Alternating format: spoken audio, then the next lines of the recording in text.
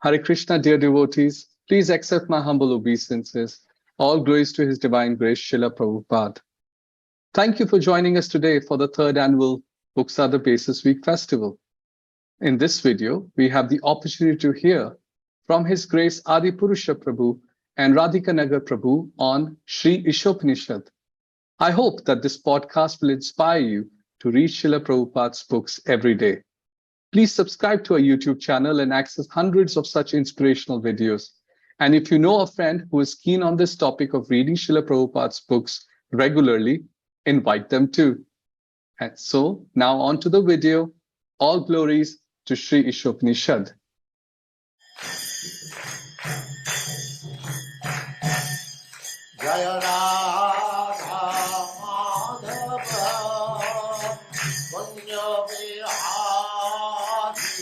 Okay, Hare Krishna.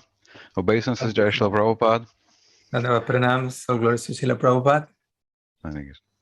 So, Radhika Nagar Prabhu, good to have this meeting, the intercontinental meeting dedicated to the glories of the world bestseller of the last several thousand years. Isopanishad. They need to investigate how to approach and what is special about Sri Isopanishad. Thanks for agreeing to this conversation. I really like discussing Shastra and Shastric study, systematic study with you. It's my pleasure, Prabhu. This is the perfection of life, to sit down with like-minded devotees and actually try to go deeper into the meaning of the books. I find it's much more, like enlivening to do it with another person. Sankirtan, right? We do things together. Yeah. So looking forward. All right. So Isopanishad, it's actually a very tricky book to discuss. It has several images. It may look like one thing, while it's hiding a lot of depth in it. I actually enjoy very much teaching Isopanishad. Studied it several times with Bhanu Swami and other Bhakti-Shastri teachers. Who did you study Isopanishad with?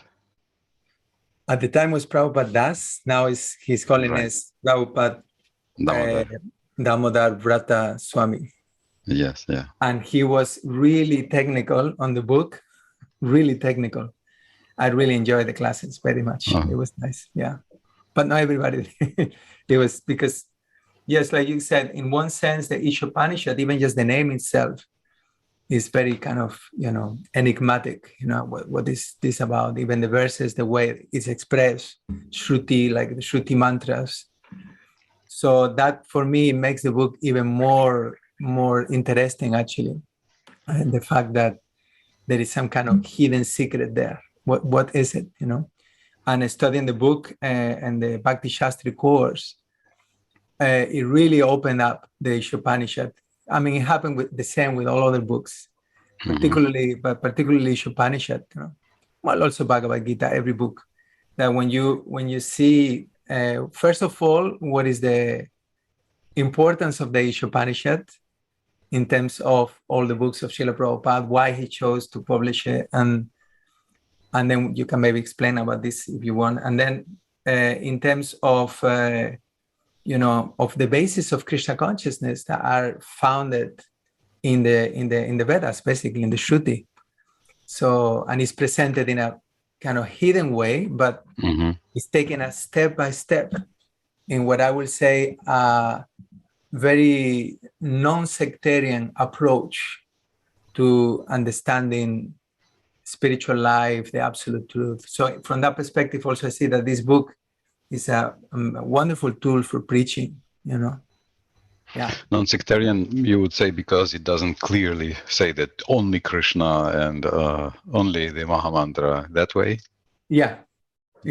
I mean, we understand that the teachings are non-sectarian, but from many people, we appear sectarian, right? Right. But the Isopanishad is the approach is like more general. I mean, the name of Krishna is not so much mentioned. The Mahamantra, it is not that that's good or bad. It's just simple. It's just simply that this is the way the Isopanishad is presented. It was a series of lectures by Prabhupada. He presented in the Back to Godhead magazine in the 60s, and then he chose this on 1960, and he chose this. He wanted to print this book to make the International Society for Krishna Consciousness authorized.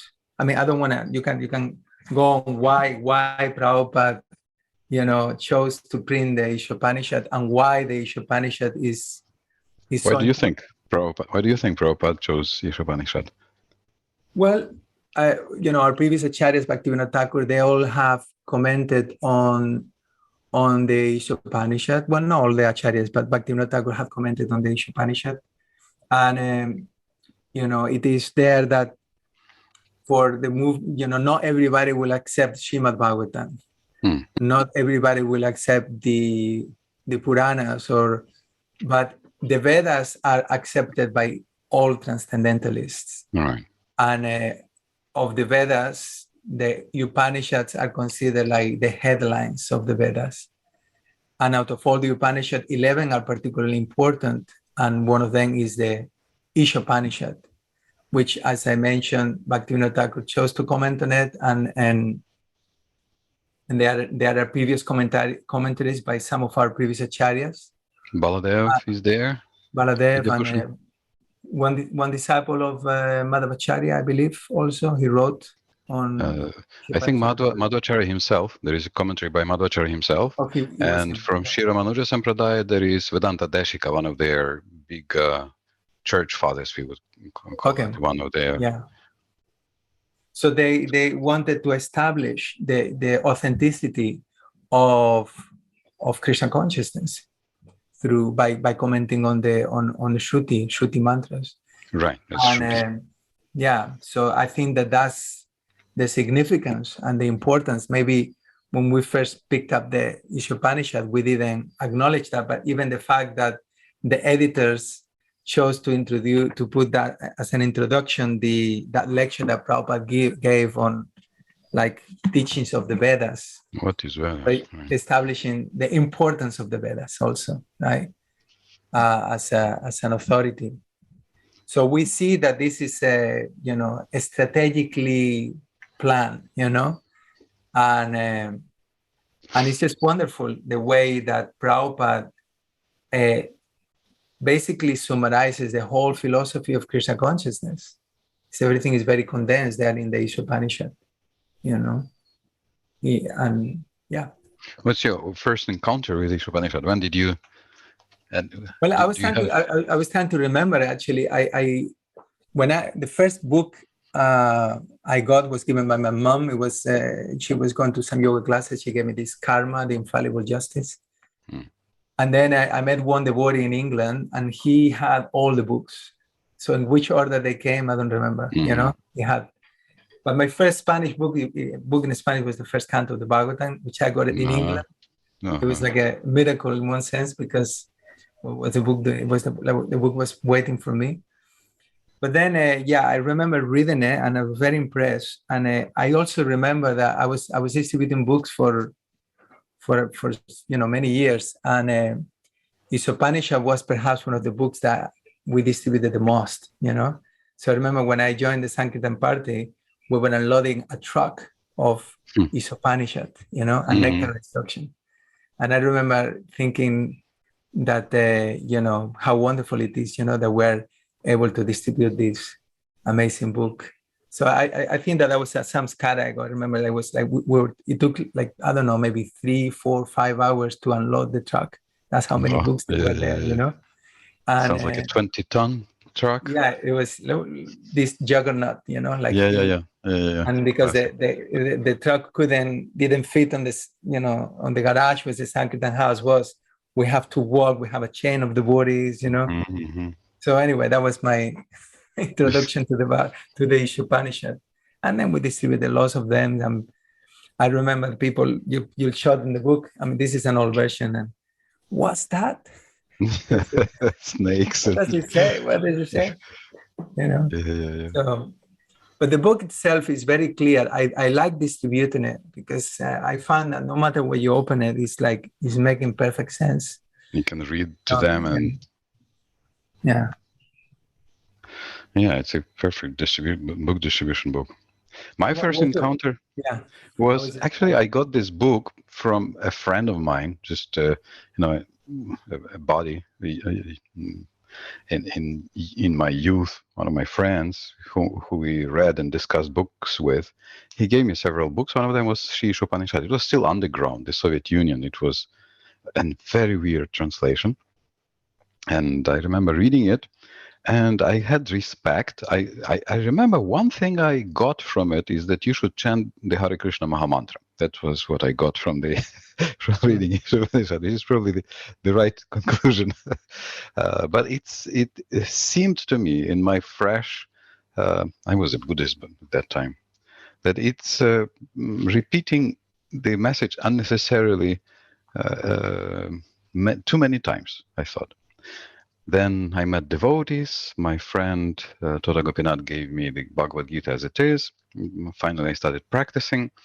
I reread it, and then I studied it. So Bhanu Swami, by that time, he had his translation of all these commentaries you mentioned, the main commentaries, and he was, as usual, very generous with the files, giving the files to whoever was interested in. So that opened up a lot of depth in the Isopanishad, how different acharyas are presenting it. So that becomes very interesting. And then I remember when I actually had to present it in the Bhakti-Shasтры course I was engaged in teaching, then it suddenly showed so much different important points there, so much depth is there. So I think Isopanishad is somewhat elusive in how it seems mostly like a book that you actually are giving to the people on the street. Don't be a materialist. There is something higher. But then when you read, you can see that it has a lot to teach me as a practitioner of 10, 20, or 30 years. Also, it's not always obvious. No, its structure itself. So we have first the principle of Ishavasya and Karma Yoga, or Bhakti Yoga, and then descriptions of paradoxical God, and then how to meditate upon him everywhere. And then in the middle we have these two triplets. It's like music, actually. It goes, it repeats. Every point is repeated twice. It's like the same melody and in slightly different form. So, yeah. And then these middle triplets, 6 verses, 9, 10, 11, that if you develop ignorance, you go to hell, but if you develop knowledge, you go to an even darker hell. What? and then the same with the absolute. So it seems the message, the blow was softened by adding the impersonal absolute, but actually it can be applied to even the best type of worship and knowledge if performed incorrectly. Of course, it's a basis for a lot of discussion, how Isopanishad is teaching us proper balance and proper synthesis of the most spiritual side and the practical side, how to balance them out. Yeah, I will say that this is perhaps one of the main themes in the Isopanishad. Finding that balance between the spiritual, that famous verse, that one must know, material and spiritual knowledge in order to attain immortality.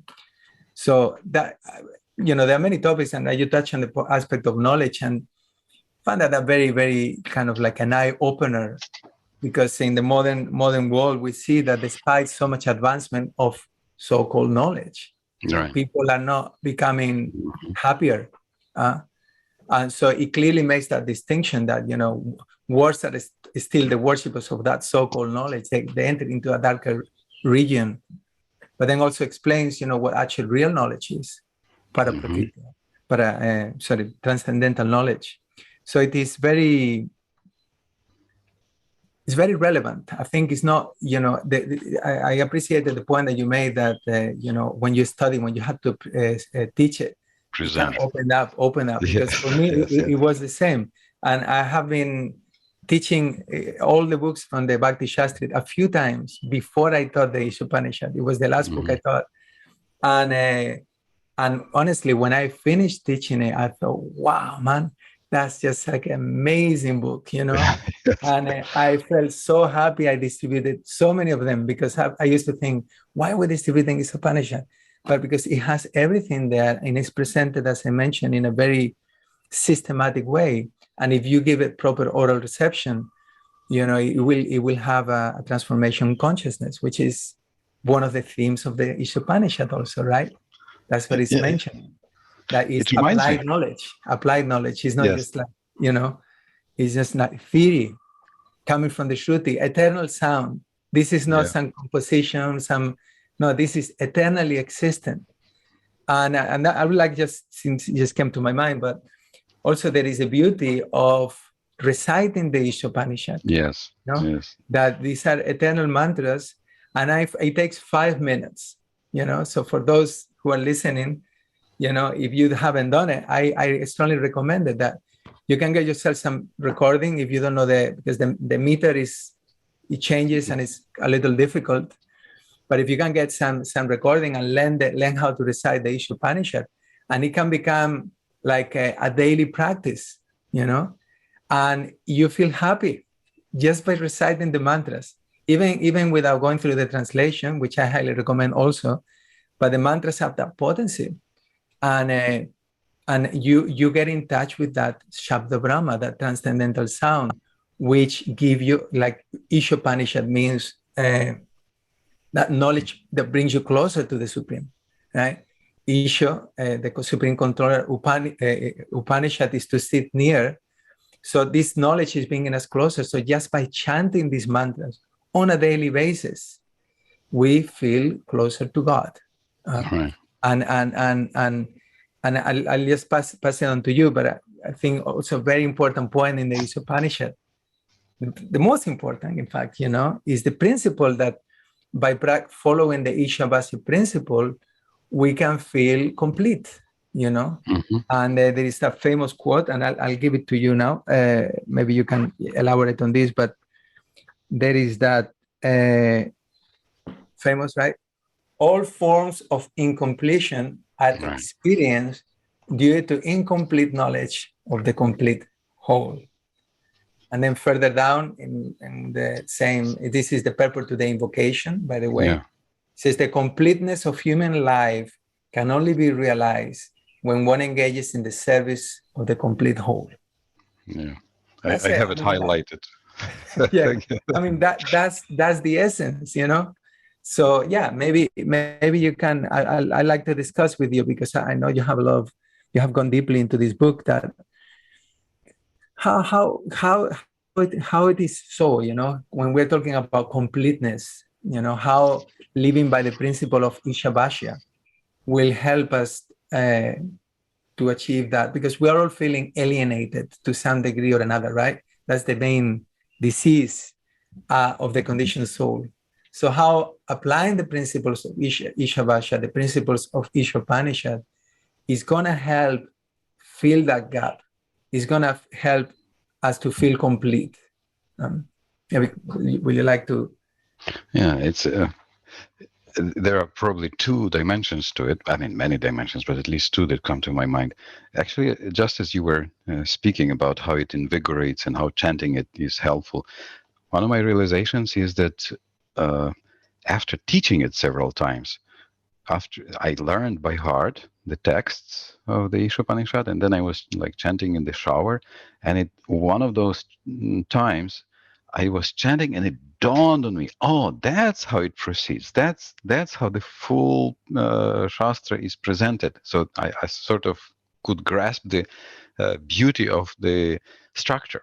So just by chanting it in one go, that's actually very, very powerful. Yeah, it's very beautiful and very powerful. But I also have a how to say, a story that's not slightly embarrassing story from Mayapur, how I was there for the New Year. And, sometimes for the New Year, you get a New Year blues, you think, my God, another year passed and I'm still here. I'm still, stuck in my mud, spinning my wheels. Where am I? What's my life worth? Feeling down. And I remember and I had to give a class, I think, either the New Year or right next day or something. And for some reason, I remember chanted the Isopanishad, and it struck me how perfect it is for picking you up when you feel down and out, as they say, because it fills the lack, it fills the emptiness. It shows how you are connected, and it shows what do you need to do. And in the last 4 mantras, you actually have the prayer. The second last, you basically say, let it all burn. And we read that what needs to get burned is the subtle body conditioning first, not the gross body. And then the last verse, Agne Naya Supataraye, that please God guide us, please, oh Lord, powerful, like as a fire, please guide us, please show us the best way to the treasure of spiritual life. So then through the prayer, you get connected to the whole, and you may feel complete again. So basically, this incompleteness happens when we fall out of Krishna's grand scheme or Krishna's great plan. So it may even happen for us as practicing devotees. We know perfectly well that not just by picking up the beads and keeping beads in your hand that everything becomes magically right with the world forever. It may get right for some time, but then you see that a little more needs to be sometimes accomplished. So Isopanishad helps us to find the consciousness of how to reconnect with the whole, and even gives us the tools through the prayer, through a variety of very beautiful prayers. But in a more general way, of course, we see the second approach would be the molding of our lives in a more God-conscious way. So in general, so Ishavasamidam Sarvam, God-centered life, organizing life around God. So for us, we know, okay, that means some devotional service, katha, and general direction of developing bhakti. But then also it says, Jijiva chatam sama. If you kurvana veha karmani, if you act like this, you can live 100 years happily. You may desire a full life, 100 years or whatever it takes to get full realization. And that's, by the way, one of the reasons why Isopanishad is special, because some Upanishads are for the Gyanis to give up work. So they are basically for the sannyasis who are already out of the circulation, so to say, in the active work field. But Isopanishad is included in the Samhita, in the general Samhita section, which means that it's very practical, very applicable for those who are fully active in this world. And Isopanishad is teaching us how to act in this world actively and be Krishna conscious, how to act with the Lord in the center. So that's one of the things that makes Isopanishad very special. Besides Isopanishad being super personal, some Upanishads can be more vague, much more vague about who the Supreme is. But Isopanishad is very clear. Okay, it's a person. He's a person, and we need to connect to the person. Then everything is good. And only by his mercy and by bhakti things proceed. So then when we do that, the incompleteness of our life can be filled by connecting with a complete whole. What do you think? What's your... Yeah. First of all, you were referring to the prayers, and I was thinking that when before you asked about what was your first impression with the Isopanishad, and I just recall that when I first read that 18th mantra, the 18th mantra of the Isopanishad, that became my prayer. It was like really, really special. And later on, we become more familiar with the philosophy, and the 16th mantra, which is saying, please remember all the sacrifices and all I've done for you. And one may wonder, well, is this pure devotional service or is it not pure devotional service? Because it seems that there is some kind of, transaction, business, or that, we want the purification. But, the truth is that that's what I'm at, that's the level I am at. I don't know if the prayer maybe, I heard a devotee friend of mine told me that there is prayer by Raghunath Das Goswami, which is also expressing a similar sentiment. I couldn't find that. I didn't have time before but the point is that the prayer is expressing that intense eagerness that, please, my Lord, I'm, like you say, I may be down, I may be feeling like, that I'm not doing so well now, but, remember at least the things that I did good, that I did right. Please remember that so that I can come closer to you.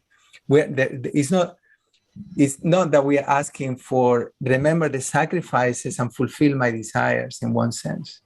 It's more like, remember my sacrifices so that I can come closer to you, that you can remove those desires.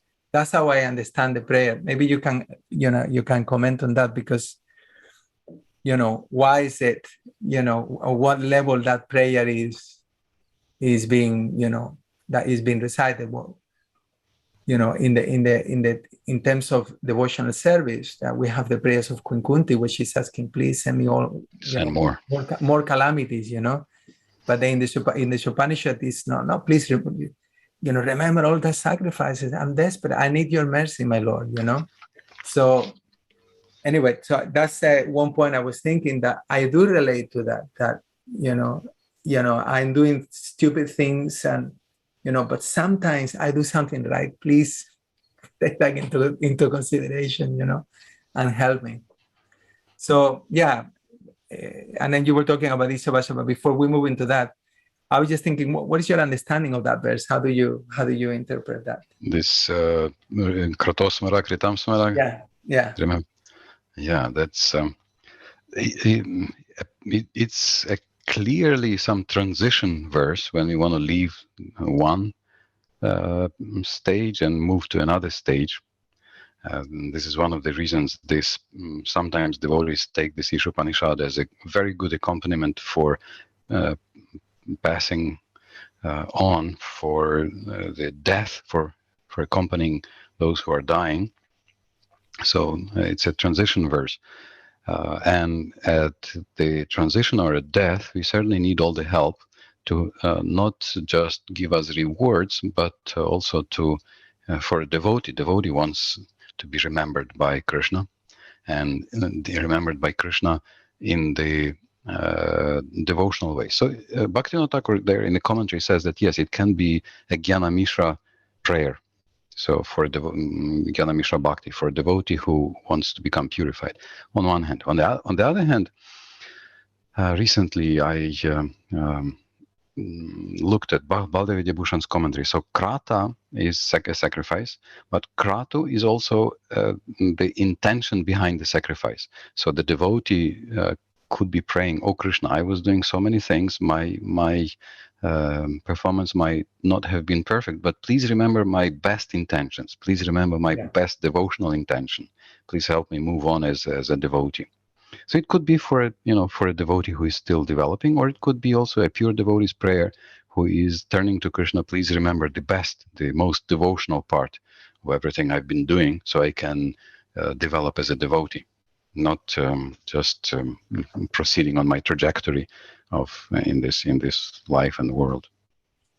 Yeah, interesting. Actually, I remember one of my notes, I found that this is also, when we're talking about sacrifices, is referring to maybe the activities that we did in this world for, our maintenance, our sustenance. But like you said, but what was the intention behind it? I did this, because I wanted to come closer to you. I wanted to ultimately become your devotee.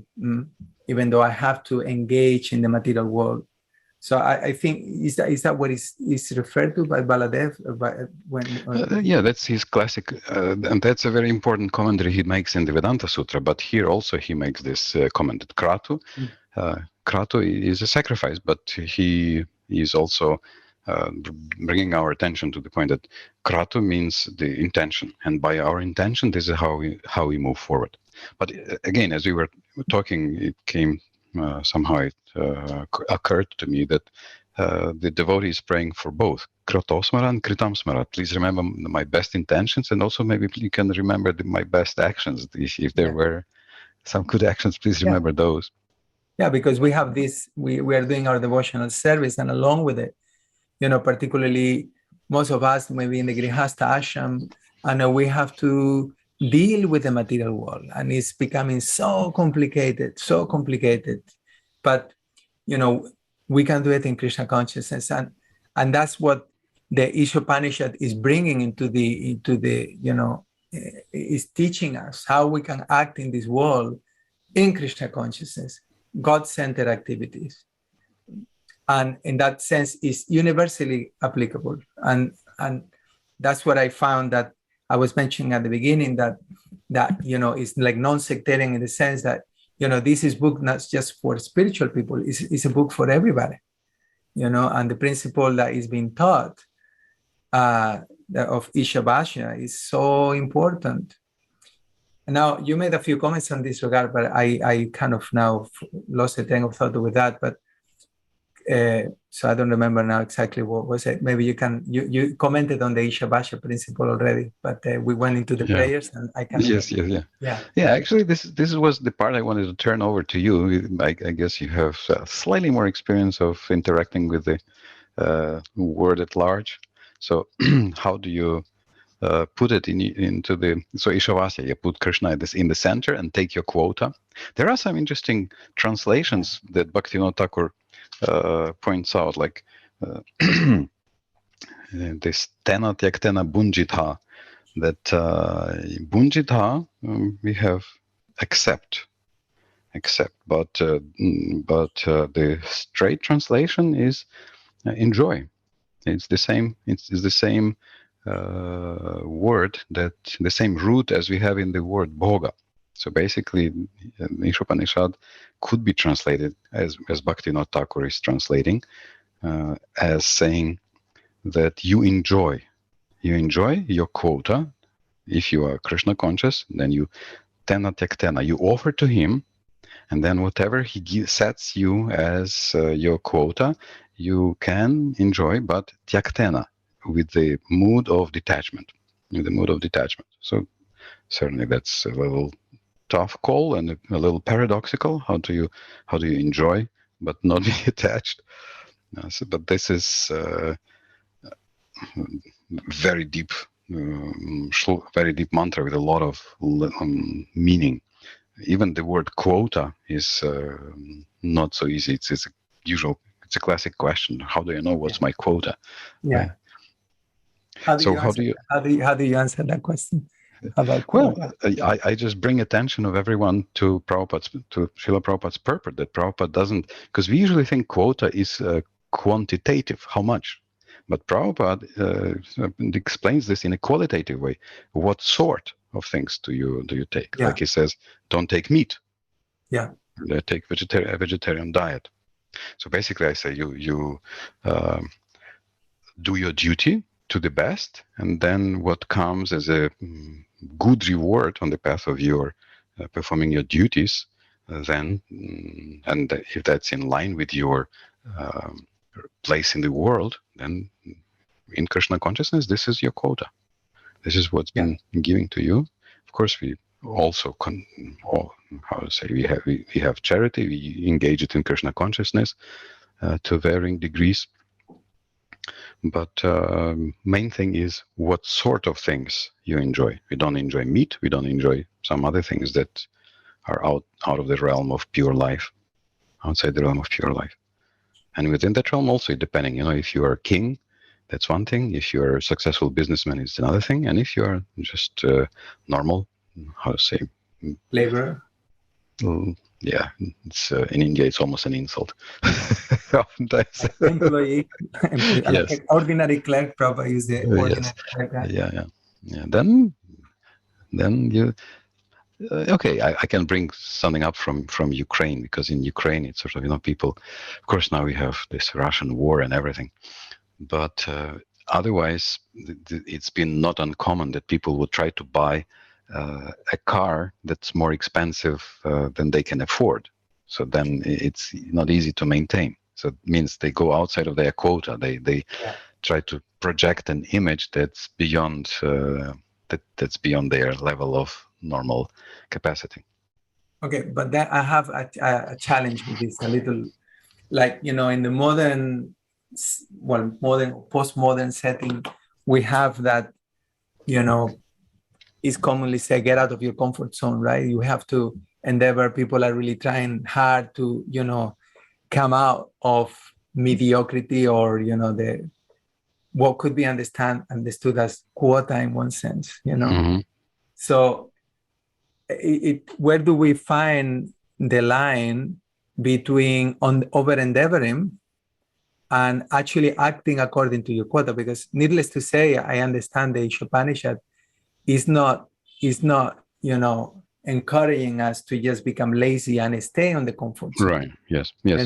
It's the opposite, and I'll just add there that we understand that the quota for the human being is self-realization. That's the quota.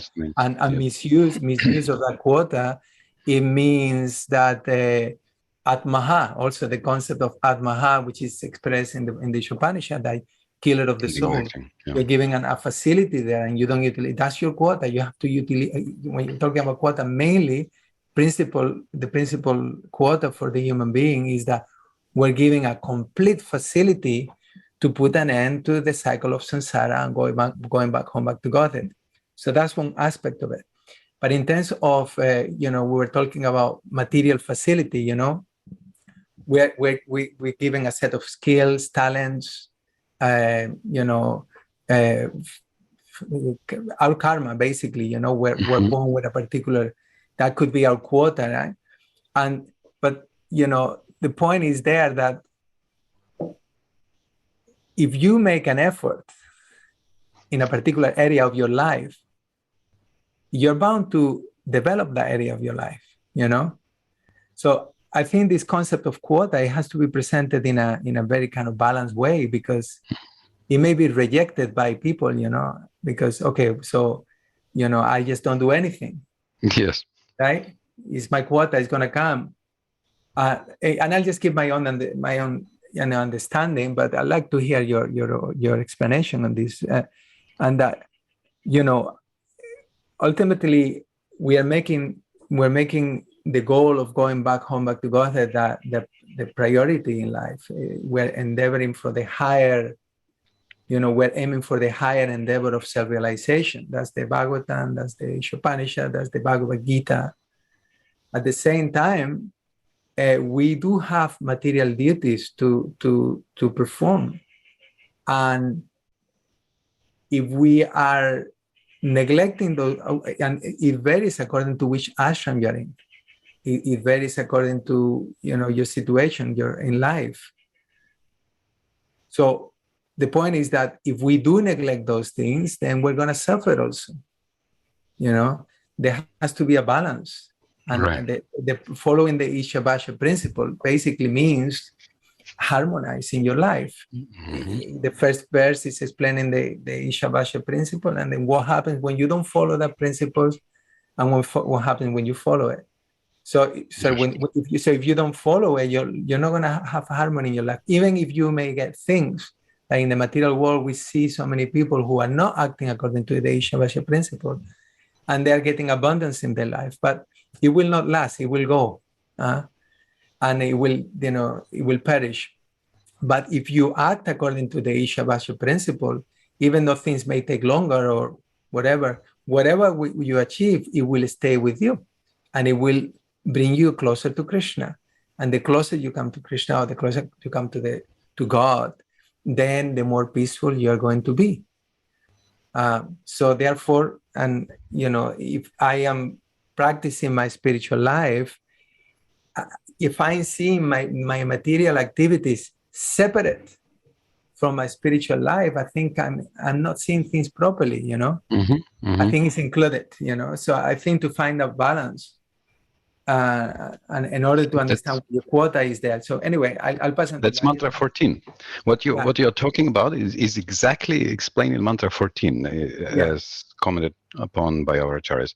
Vinashena mrityum tirtva sambhutyamritam ashnute. That by sambhutya, by proper worship of the absolute, our direct primary devotional activities, you get amrita, you get nectar, and nectar of immortality. But vinashana, mrityum tirtva, by the perishable vinashana, you get mrityum tirtva, you overcome death, you conquer death. So basically, this is the material side. By taking proper care of the perishable, of the material side of your family material needs, let's say, you will at least not die, or you will at least not fall sick. You will at least avoid some unnecessary physical and mental agonies, by basically not being lazy, as you're saying. Not being lazy. Yeah. I think this is what Krishna means in the 4th chapter of the Gita when he says, Sakalaneha Mahata Yogonashta Parantapa, that by the end of the Dwapara Yuga, sometimes we idealize the past. We think that if it was before a few thousand years, it was perfect. No, it was already millions of years. Not Satya Yuga. Already Dwapara Yuga, Krishna is complaining the yoga has been lost.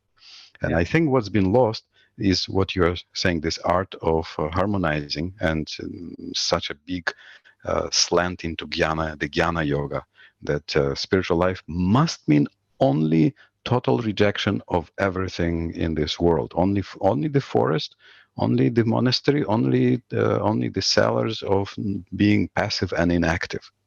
I think this is what Krishna, because there were sages in Krishna's time, but he says, no, the yoga is lost. You need to restore it for the kings, so they know how to practice yoga in life. So that's this balance that you are speaking about. So now the question is, yes, we should not be lazy, but how do we know how much is too much? Well, basically, we have an easy metric. Are you able to chant your rounds every day? Right. Okay, maybe some marathon time. We have marathons, even devotional marathons, where it's a little hectic, but should not go for too long. But in general, your life, are you able to chant? Are you able to get devotee association at least regularly, you know, to nourish your soul? Are you able to read or discuss Krishna consciousness? Then, okay, then work very hard. And if you still are able to also do these things, then it's okay. Some people can be very high octane, can be very active in this world, but they are also able to be very active in Krishna consciousness. So I think that's the magic. Yeah, I agree. For some people, it's okay to be a little laid back, and it's still fine. They are able to accomplish all their goals. For some people, they have to be very, very busy, at least for at the appropriate times. But if it doesn't mean neglecting the other spheres, the spiritual life, also the relationships for a family man. They are family, talking to your family members, heart to heart, and for if you are a brahmachari, having the time for friends, and also in Krishna consciousness. So things are so that the things are balanced, and you have the relationships in your life so that you can go on. Otherwise, okay, you can run, work, and earn, but what for? Ultimately, I think that's how we measure. Yeah. Are you able to have all the elements, all the important elements, beginning with the spiritual life? And when this principle about God-centered activities, the thing is that everything we are doing is in connection with the Lord. It's not that just when I'm doing devotional service, right, is in connection with the Lord. Right. Even when I'm dealing with a non-devotee, it's in connection with the Lord. Right. How I'm treating that person, how am I, interacting with others? Can I preach without words? Can I preach without words? Yes. I always like that quote that I think it was Ralph Waldo Emerson who said it. He said that, you know, who you are speaks so loud that I cannot hear what you're saying.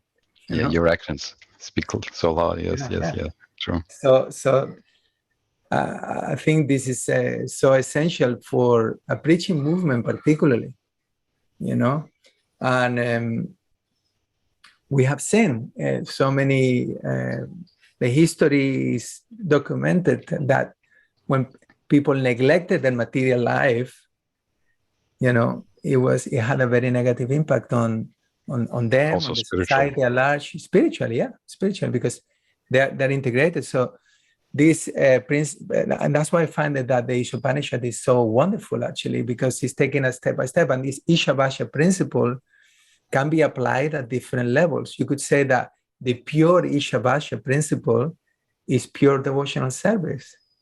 But, you know, you have different degrees, you know, mixed devotional service, even karma kanda is according to the Ishabhasha principle to some extent, right? Yes. We are doing sacrifice for the Lord. So it is inclusive. It is not exclusive. Krishna consciousness is very inclusive. So we can see we're going to fit in. At the same time, the Isopanishad, when we study carefully, is going to establish very, very foundational principles that are, you know, the basis of Krishna consciousness. And one of them is the proprietorship of everything to the Lord. You know, that's why it's called, that's where the name comes from, right? Ishvara, Isha, you know, everything is controlled and owned by the Lord. That's you know, and any man with a little kind of honesty will accept that principle, you know. And then if we understand that, then well, how am I going to act in this world? And then the idea of God-centered activities. So, have you had your struggles in your practical life? Oh, it's a constant struggle. It's a constant struggle. Balance is the most difficult thing. To achieve balance is the most difficult thing. It's like you're moving one side, and you know, and like the thing is that, you know, what I also take as a parameter, you know, chanting rounds and all that, I keep that. I never compromise that, but I see what my consciousness is at, you know, and sometimes I see how, you know, I begin to see things from a material perspective instead of a spiritual one. That's for me is that what makes the difference, and that's why I really appreciate the effort that the Ministry of Education is doing, inspiring devotees to read the books, Srila Prabhupada's books, because it is not just like important will be like it's not, doesn't really do justice. It's essential. If life-saving, we have to read Prabhupada's books daily, and I will say that reading is nice for those who have taste, you know, but if you don't have a taste, then you may need to study them so that you go deeper and acquire the taste. Because in my case, I always like reading Prabhupada's books. It always brought like peace into my heart, even if I didn't understand it. But when I studied the books and I got that Sambandha Jnana, that became like the foundation for my life. And that makes me, you know, even in that balance that we're trying to keep, sometimes we come out of balance, we feel shaken, you know, but we're still grounded because the foundation is strong. So therefore, how important it is to read these books and really penetrate on the meaning. And as I said, the Upanishad is so short. It's only like, you know, just over 100 pages. And really is very profound, is very deep, is very easy to kind of make it like your companion, you know. So therefore, I think it's very, very, in order to achieve that, we're talking about achieving that balance. I think it's very important that we keep contact with the spiritual energy. And for those who are intellectually minded, maybe, you know, I'm speaking for myself, I need that kind of nourishment, you know. For other devotees, maybe like, you know, the Harinam Sankirtan, you know, going on Harinam, or, you know, doing some service, you know, in the temple, whatever it is that is gonna keep us grounded on a spiritual foundation, you know. At the same time, the word of caution is that we should not neglect our material duties, you know, as a husband, as a father, as a teacher, as a lawyer, you know, as whatever you are.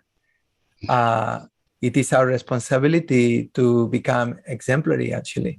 You know, we have the, you know, topmost philosophy, and we have to walk our talk. And I think that this is what is going to take Krishna consciousness to, you know, the Hare Krishna explosion, you know, is going to bring more explosion is going to take place, you know, it's going to be expanding, ever expanding, you know, when the devotees are coming strong and they're having good relationships and they're having a harmonious life, you know, as it can be, you know, because we're in the material world. And the Isopanishad also is presenting that idea. And I just wanted to also bring this point that one important point of the Isopanishad, it comes with the invocation that everything is perfect and complete, right? Yeah, already, But you know, someone may challenge that, right? How is complete? You know, you look at the floods in Pakistan right now. You know, one may say, well, you know, unregulated. Can you present this? You know, so maybe you can elaborate on that. First, I wanted to touch on what you mentioned, just to add to what you said. I think it's in general one of our big challenges, sort of the next challenge, if we actually if you're able to realize what Isopanishad is leading with, that you are able to live your everyday life in perfect Krishna consciousness. Because oftentimes for us, okay, in the temple, maybe. Although we all know, you know, I can be on the altar, I can be amidst, you know, 1,000 devotees chanting Hare Krishna and be in a totally material consciousness. It's so easy, right?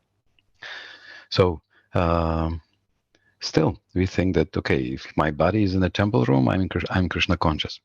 But Isopanishad seems to be encouraging us how to be even engaged in something that looks completely outside, but be Krishna conscious, Ishavasyam, in the God-centered lifestyle. Prabhupada, there's a letter by Prabhupada where he says that be an engineer for Krishna. Be an engineer for Krishna. We see Nrsimhadev tells Prahlad Maharaj, okay, obviously Prahlad Maharaj is a super advanced devotee. I guess nobody will challenge, but Nrsimhadev asks him, be a king for me, rule the universe for me. So that's a very material activity.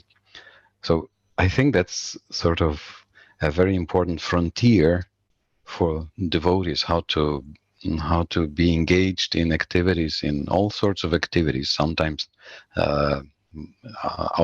outwardly material, and do them in spiritual consciousness, do them actually as yoga, as action in Krishna consciousness, as Prabhupada is calling it. So if you learn this, if you learn to spiritualize all our activities, first of all, we will be nourished, but also we will show people how they can have a full-fledged life that will fulfill all their needs, and it will be also helping them to advance spiritually, which seems to be the purpose of Sri Isopanishad.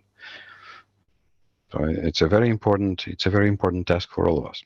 And regarding Purnam and completeness, yeah, that's a big challenge. How to see perfection in the imperfect things. It's almost like our ISKCON rule to condemn, criticize, and denigrate things in this material world. How things are horrible all around us.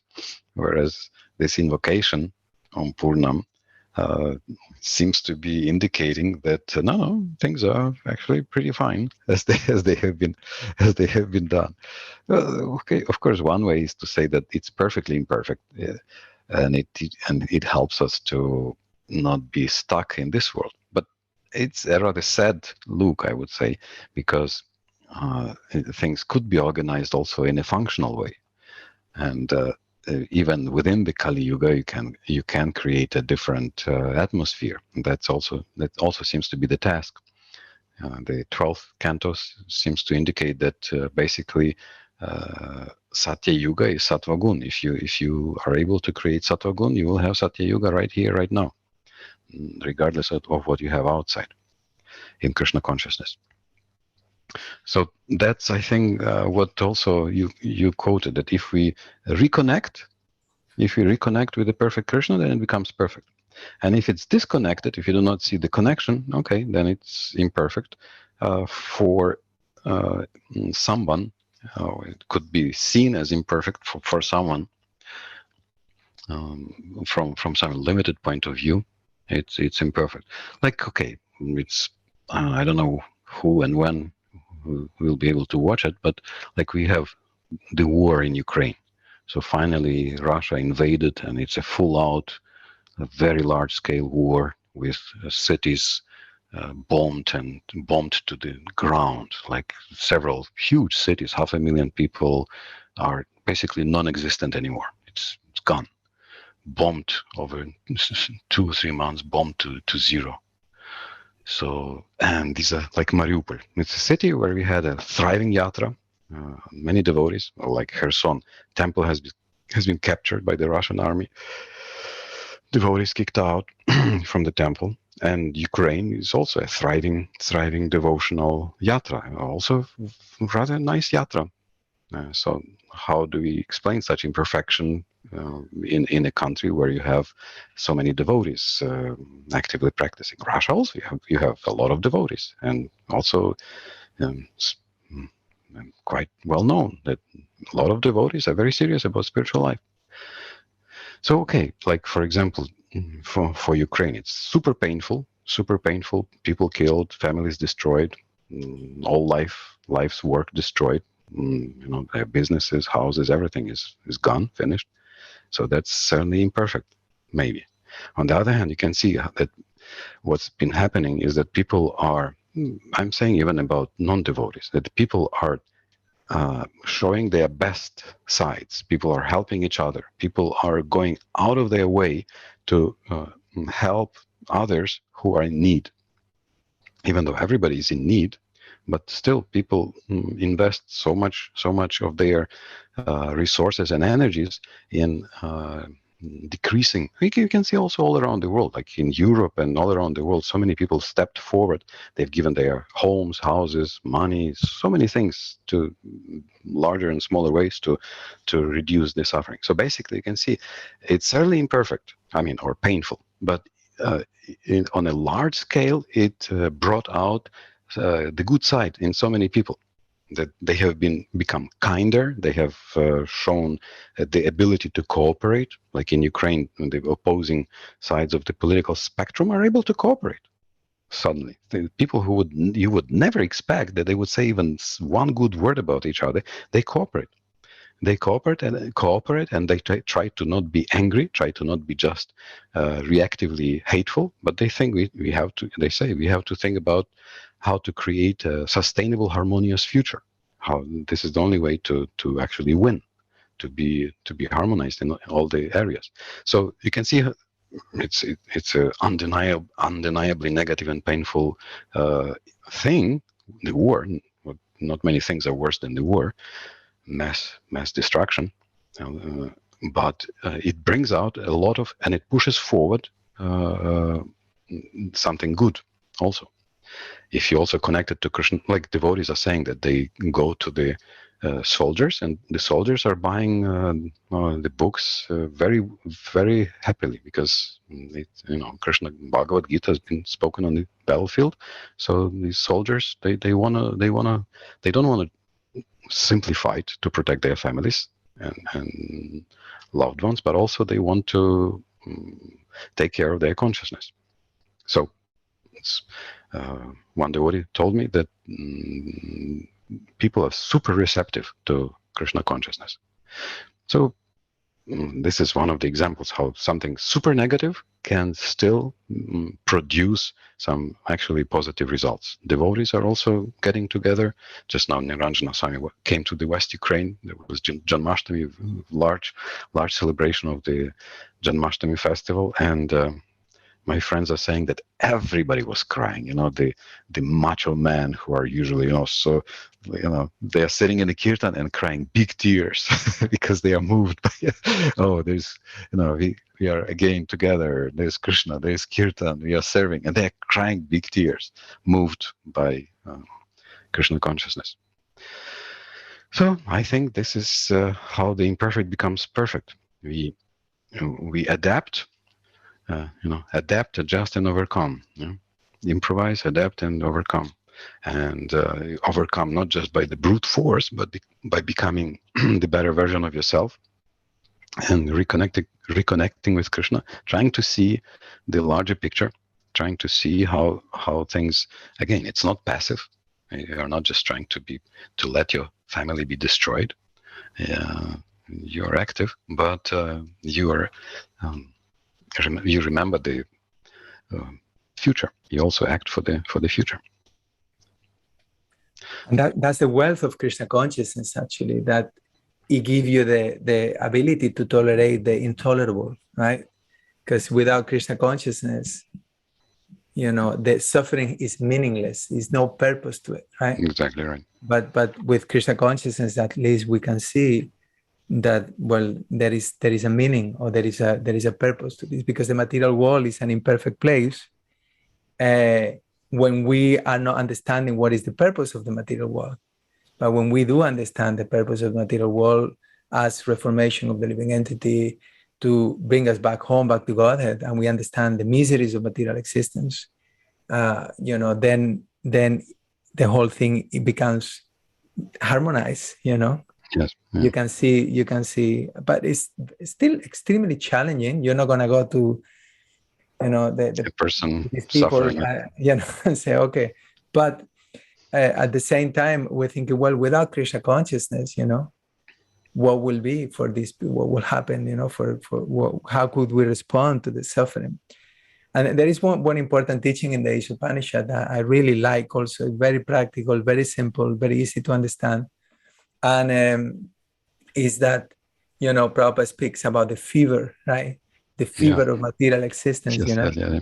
And the more we are thinking that we are independent controllers and enjoyers of the material world, the more the fever is high, right? So we have to reduce the fever. And sometimes misery and the pain of the material world comes to reduce that fever. And so we can actually focus on the actual goal of human life, which is not to make this, place like a permanent situation. It's just but not to zero. Reduce, but not to 0 degrees. Prabhupada is saying, very. And there is another point that you were talking about before about, the material life and the spiritual life, and I was thinking about Narada Muni instructing Vyasadeva, right? And he's telling him that the best thing you can do is to hear and chant about Krishna and the devotees. But in the absence of that opportunity, one should do, karma yoga or action in Krishna consciousness. It's given that as a because most of us are not going to be able to do that. So it is very, very important that we learn to spiritualize our lives in a way that, like Prabhupada explains in the Gita and the Bhagavatam, and that, we can be like the lotus. We are in the material world, but the lotus is in the water, is not getting wet. But so we are engaged in material activities, and at the same time, we're not becoming entangled.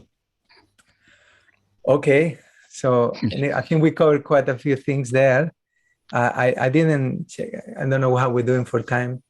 Maybe you would like to add something to finish the discussion, or Well, we can just, I guess, run the course, the 50-hour course, but it could be a little outside the scope of discussion. Yeah. But the Isopanishad is amazing. Or maybe one thing, again, it's as you mentioned, Isopanishad has such a wealth of everything, of all the levels. I love to bring devotees' attention, for example, to the point that Prabhupada has a lot of Vrindavan here. Like speaks about the gopis, about Krishna killing Agasura, Bakasura, Shakatasura, lifting Govardhan Hill. So it's in a very philosophical place, but Prabhupada can't help but show or transmit his Vrindavan consciousness, sweet Vrindavan consciousness. And we even have the unexpected place here in Mantra 7 in the purport that is saying, here in the material world, there is always a clash between different individual beings because here the proper center of enjoyment is missed. The real center of enjoyment is the Supreme Lord, who is the center of the sublime and spiritual rasa dance. So, don't think we have missed the rasa dance here. No, rasa dance is also here. We are all meant to join him and enjoy life with one transcendental interest and without any clash. So, Prabhupada. That's the ultimate. That's the ultimate. Yes, the highest. Yeah. He's basically even calling us, "Hey guys, come join, or girls, come join the rasa dance." Unexpectedly, in a book that sometimes we think, oh, it's such a basic book. It's just about some, don't be a materialist. But no, it's for everybody. There's something, some jewel that will enrich everybody's life. And this is our message. This is our message, right? I remember that, when I first came in touch with Prabhupada's books, that I thought this man is a revolutionary. Mm-hmm. Really, I thought of Prabhupada as a revolutionary. I never heard anyone speaking in such a revolutionary way. And what is the revolution? Like the Bhagavatam says that this Bhagavatam is meant to bring a revolution in the minds, in the hearts of this world's misdirected civilization. So what is that revolution? Is to turn from self-centered to God-centered, And for those who are, like non-envious, for those who are pure-hearted, this message, it will be welcome. It will be appreciated. Mm-hmm. It will be Hare Krishna. Oh, well, no, I've been looking for this all my life. Yeah. It will resonate with us. We will cry of happiness that actually, that's why I don't fit here. That's why the whole world is in such a chaos. But for the materialists, they will create all kinds of objections and whatever. Well, this, the next thing, But ultimately, our message is very simple. And as I will re-emphasize, is non-sectarian from the perspective that that's a universal principle. We have to live according to God's laws. And we have to give us the self-centered spirit. And the more we do that, the more we're going to feel peaceful, grounded, our life are going to be harmonious, and it's going to have an impact ecologically on the level of, how we treat the world, how we use the energies of this earth, this planet Earth. It's going to have an impact on animals, how we deal with other animals, with other creatures, with women, with other men, with other races, yes. with abortion. All the problems are rooted on this misconception that I am the controller, I am the enjoyer, I am this body. So the Isopanishad very nicely, just 18 mantras, is like presenting all this wisdom to the world. So all glories to Srila Prabhupada. He's, giving us this transcendental wisdom, timeless wisdom in such a wonderful way. And like you said, he's bringing Vrindavan even into the Isopanishad, right? Yes. That's why he's the Acharya. And just one point of appreciation, I think it was Madhavacharya was commenting, I think it was one of the Acharyas, he was saying that the Isopanishad is the Acharya of the Shrutis, of the Upanishads. Amongst the Upanishads, the Isopanishad is the Acharya. So it's like the most important, you know. And we see how much is in line with Krishna consciousness. So we're completely authorized.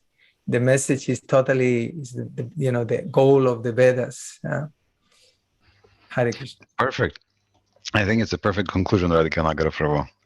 So I guess we can call it the day, and let's pray to the Isopanishad, Guru Parampara, and Srila Prabhupada that we get and spread the blessings. Hare Krishna, Krishna Krishna, Hare Hare, Hare Ram, Ram Ram, Hare Hare. Thank you very much. Obeisances. Obeisances, Srila Prabhupada ki jai, Isopanishad ki jai. Ki jai. Hare Krishna. Hare Krishna, Hare Krishna, Krishna Krishna, Hare Hare, Hare Rama, Hare Rama, Rama Rama.